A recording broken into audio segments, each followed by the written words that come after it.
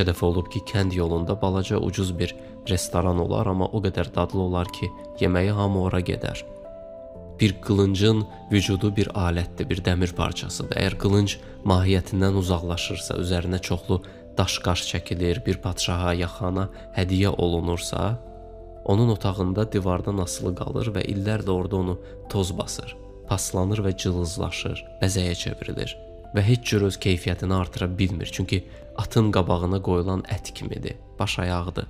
Əgər qılınc öz mahiyyətinə doğru gedirsə, üstündəki bəzək-düzək o qədər maraqlı deyil, əsas onun kəsəridir və bir kəs mahiyyətinə çatanda həqiqət onu azad eləyir. Nədən azad eləyir? Başqaları olmaqdan, başqalarına lazım olan keyfiyyətləri özündə artırmaqdan.